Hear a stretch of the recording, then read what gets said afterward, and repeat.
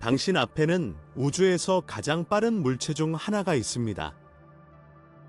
회전 속도는 헬리콥터 프로펠러의 수백 배를 초과하며 질량은 태양의 약 2.5배입니다. 그 어마어마한 무게에도 불구하고 그 크기는 너무 작아서 뉴욕시의 한계 안에 쉽게 들어갈 수 있을 것입니다. 펄서 J0952 0607로 과학계에서 발견된 중성자별 중 가장 무거운 별이다. 이 펄서는 초당 707회라는 놀라운 속도로 회전하며 믹서기나 비행기 터빈의 블레이드 속도도 능가합니다. 하지만 이러한 속도로 회전하는 원동력은 무엇일까요? 그 답은 고대의 이웃별인 백색외성에 있습니다. 이 작지만 밀도가 높은 별의 잔해는 펄서의 중력에 갇혀 있습니다. 강렬한 방사선과 중력이 영향을 미치면 물질이 분리되기 시작하여 펄서에 흡수된 매우 뜨거운 플라즈마의 흐름을 형성하여 계속 회전할 수 있는 더 많은 에너지를 제공합니다. 그러나 이 과정에 위험이 없는 것은 아닙니다. 백색외성은 분해되어 거의 사라질 때까지 펄서의 질량을 포기합니다. 한편 펄서는 임계 질량을 초과할 위험이 있는 너무 많은 물질을 얻습니다. 그렇게 되면 자체 중력의 압력으로 인해 붕괴되어 블랙홀이 될 수 있습니다. 이와 같은 중성자별은 우주에서 가장 극단적이고 수수께끼 같은 천체 중 하나입니다. 그 기원은 질량이 태양의 8배 이상인 무거운 별이 핵연료를 고갈시킬 때 발생합니다. 그 시점에서 핵은 중력에 저항하는 능력을 잃고 빠르게 붕괴됩니다. 이 과정은 수십억 도의 온도를 생성하여 초신성이라고 하는 거대한 폭발을 일으킵니다.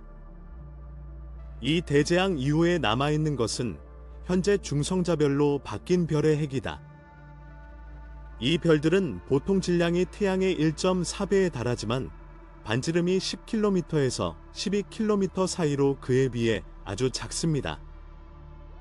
지름이 약 140만 킬로미터인 태양을 뉴욕과 같은 도시에 편안하게 들어갈 수 있을 때까지 압축하는 것을 상상해 보십시오.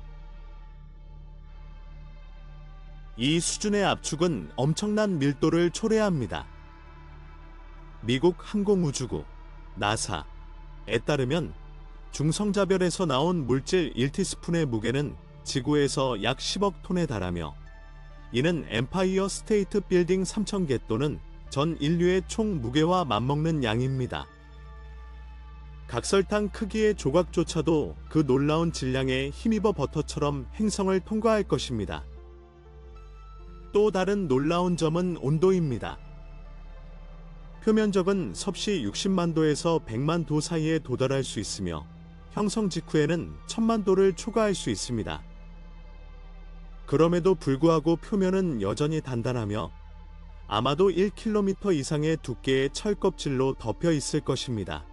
그 아래에 무엇이 있는지는 수수께끼로 남아있는데 그 조건은 지상파 실험실에서 재현하는 것이 불가능하기 때문이다. 일부 과학자들은 내부에서 양성자와 중성자가 쿼크라고 하는 더 많은 기본 입자로 붕괴하여 특이한 쿼크 물질길 수 있는 것을 형성한다고 믿습니다. 이 별들의 중력도 놀랍습니다. 그들과 비교하면 태양의 중력이나 목성의 중력은 미미해 보입니다. 중성자별에서 탈출하려면 우주선은 빛의 절반에 가까운 속도에 도달해야 합니다. 가벼운 물체를 그 표면에 떨어뜨린다면 그 충격으로 수천 개의 수소폭탄에 필적하는 폭발이 일어날 것입니다. 중성자별은 우주에서 가장 특이한 현상 중 하나입니다. 몇 가지 유형이 있으며 일부는 너무 특이하여 발견되었을 때 외계 생명체의 징후일 수 있다고 생각되었습니다. 1967년 영국의 과학자들은 마치 바깥에 있는 무언가가 기계적으로 정밀하게 고동치는 것처럼 극도로 규칙적인 전파 방출을 감지했다. 처음에는 외계 지성체일 수 있다고 믿었지만 나중에 주기적으로 회전하고 방사선을 방출하는 중성자별에서 온 것으로 밝혀졌습니다. 이렇게 펄서가 탄생했습니다. 이 별들의 극단적인 회전 속도는 가군동량의 보존에 의해 설명됩니다. 얼음 위에서 회전하는 스케이터를 상상해 보세요. 팔을 몸에 더 가까이 가져감으로써 더 빨리 회전합니다. 마찬가지로 별이 붕괴될 때 그 크기는 급격히 줄어들고 점점 더 빠른 속도로 회전하기 시작하여 초당 수십 또는 수백 회전에 이른다.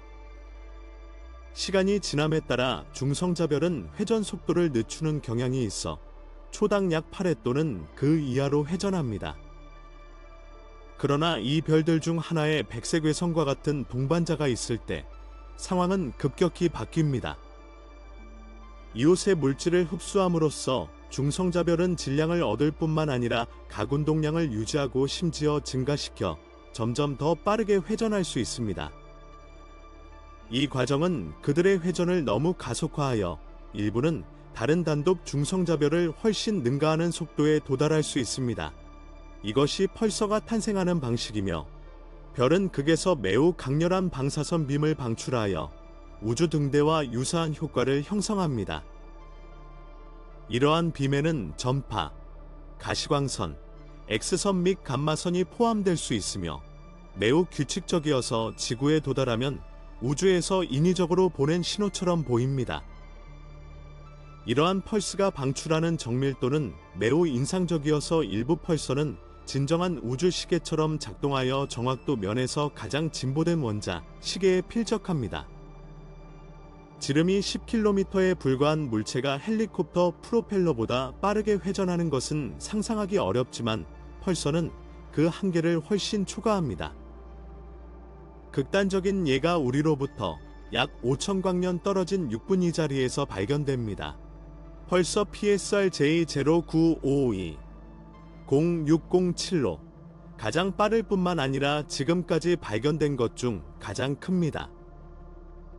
일반적인 중성자별은 보통 태양 질량의 약 1.4배이지만 이 펄서는 태양 질량이 약 2.4배로 자체 중력으로 인해 블랙홀로 붕괴될 수 있는 지점에 위험할 정도로 가까워지고 있습니다.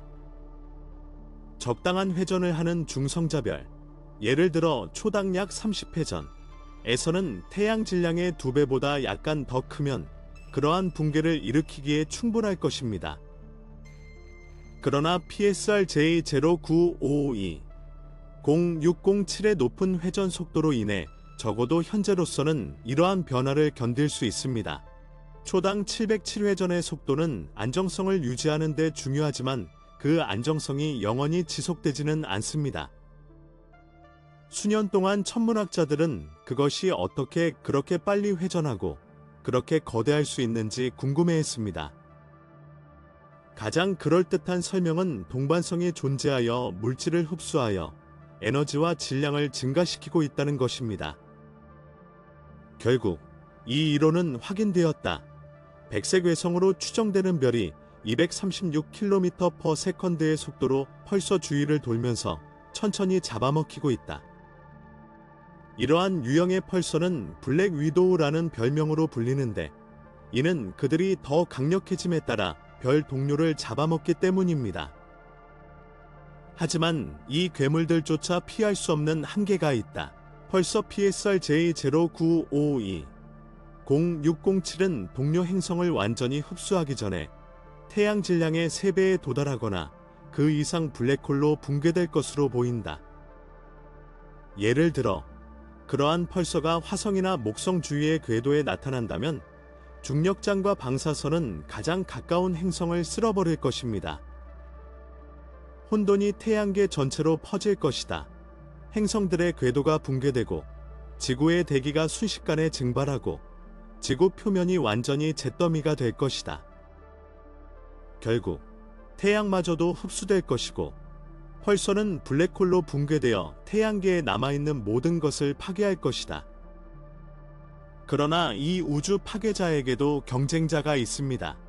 불과 1000광년 떨어진 곳에는 지금까지 기록된 것 중 가장 밝은 펄서 중 하나이자 우리 행성에서 가장 가까운 펄서 중 하나인 베일러가 있습니다.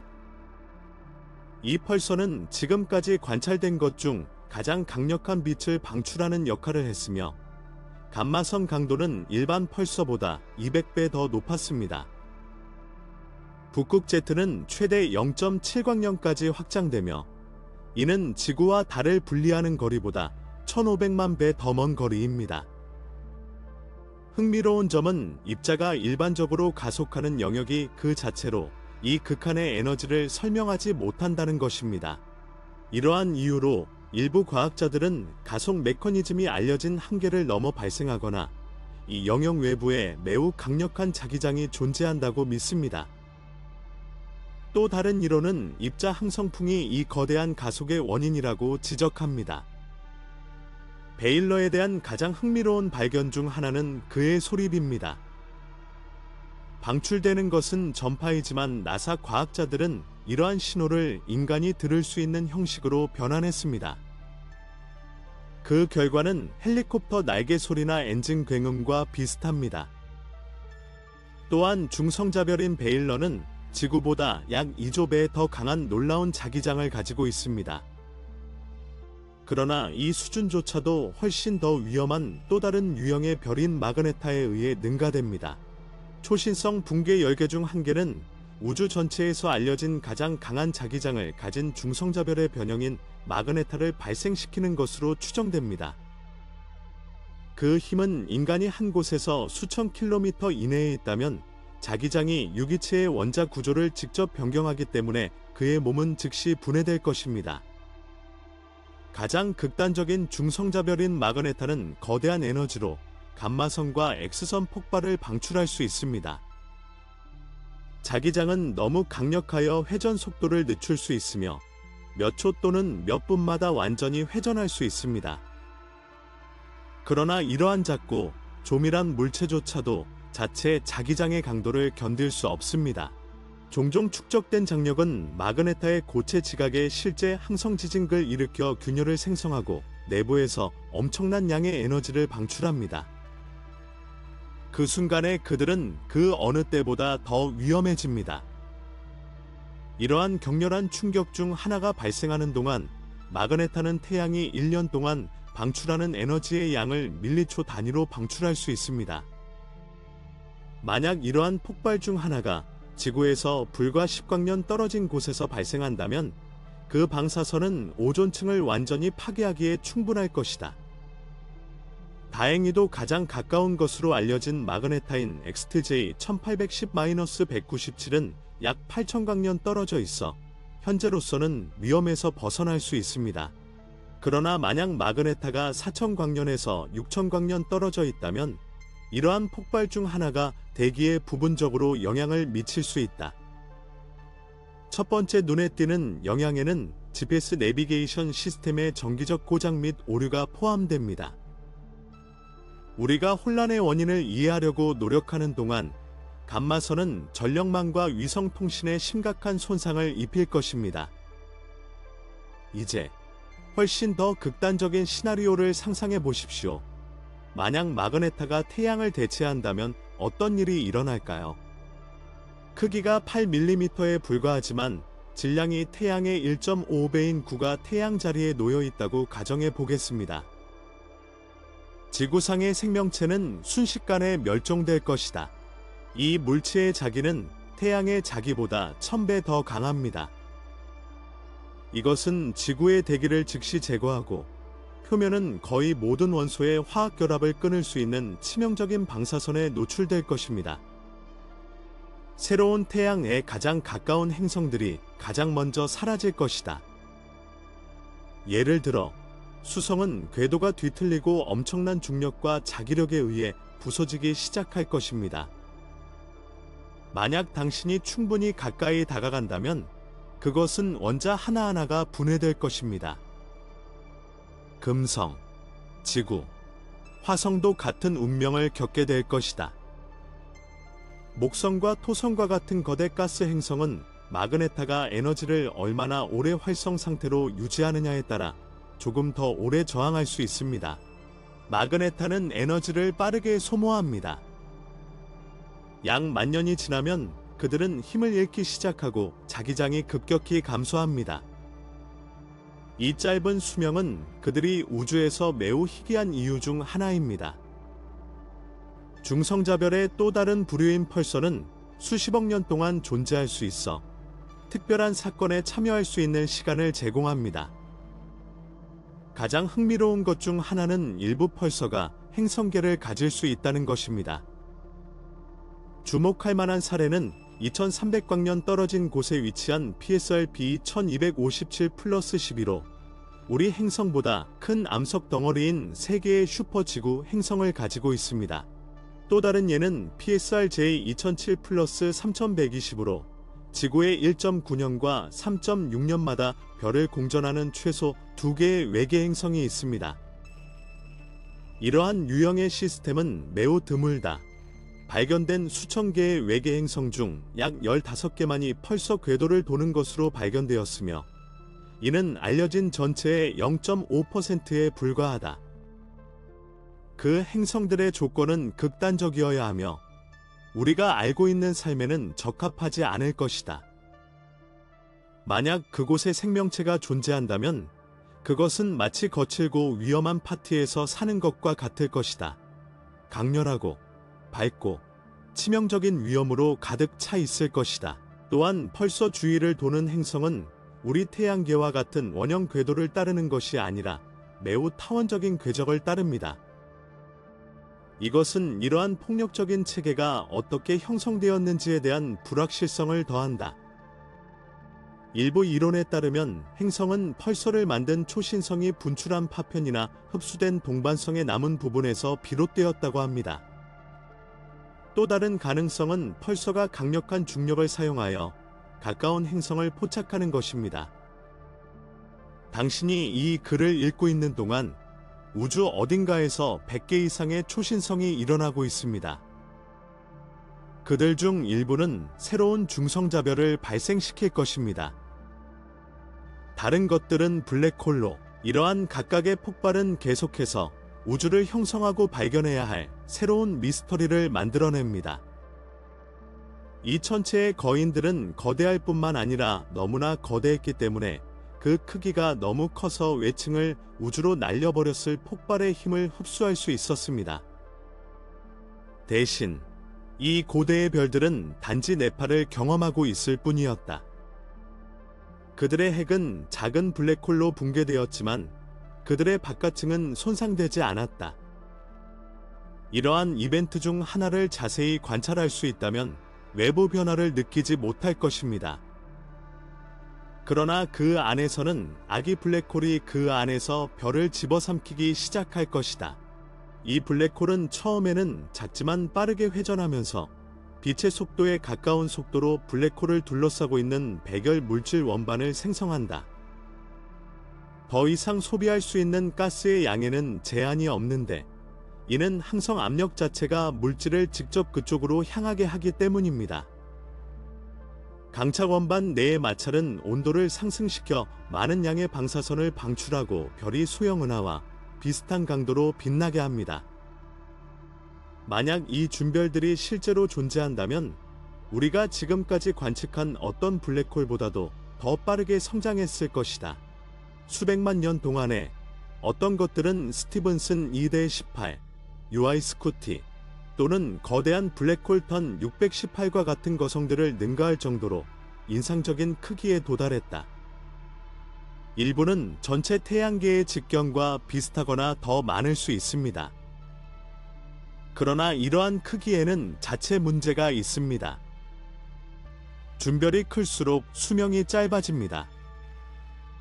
우리의 태양은 총 약 100억 년을 살게 될 것이지만 이 거대한 별들은 격렬하게 폭발하기 전에 단지 수백만 년을 살아남았고 그 블랙홀은 앞을 가로막는 모든 것을 집어삼키며 계속 성장할 굶주린 블랙홀을 방출했습니다.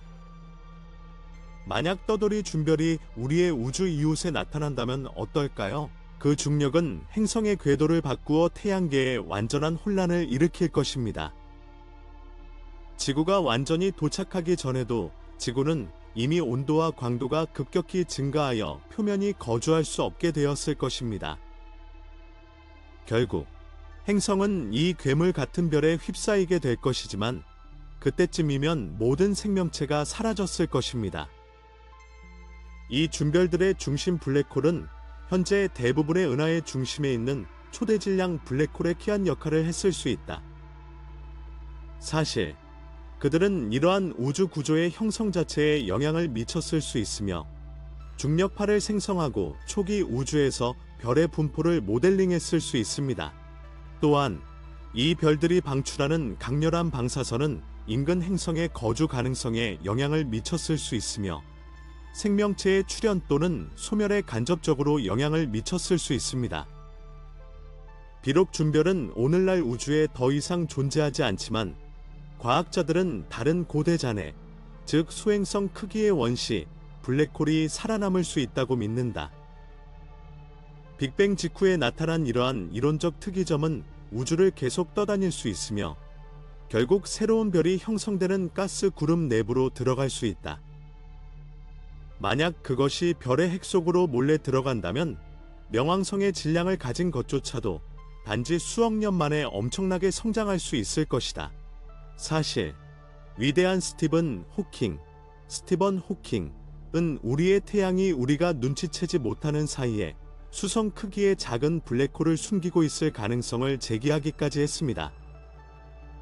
그럴 가능성은 극히 낮지만 과학자들은 그것을 숨기고 있는 별이 있는지 알아낼 수 있는 방법을 가지고 있다. 한 가지 단서는 호킹별, 호킹스타어의 존재일 것이다. 적색거성들은 내부의 블랙홀 때문에 평소보다 더 차갑다. 이러한 의심스러운 특성을 가진 500개 이상의 별이 이미 확인되었습니다. 또 다른 흥미로운 아이디어는 천문학자들의 흥미를 끄는 우주에 보이지 않는 구성 요소인 암흑 물질이 작은 원시, 블랙홀로 이루어진 거대한 구름에 불과할 수 있다는 것입니다. 만약 그것들이 충분한 양으로 존재한다면 설령 한 사람이 별 속에 갇히게 될 것 같지는 않을지라도 그토록 많은 사람들이 우주를 떠돌아다니게 될지라도 조만간 누군가는 그렇게 될 것이다. 현재로서는 이러한 아이디어가 이론으로 남아있지만 계속해서 인류를 매료시키는 일종의 우주적 신비를 나타냅니다. 우주를 가로지르는 이 여정에 함께해 주셔서 감사합니다. 준별과 원시 블랙홀에 대해 어떻게 생각하십니까?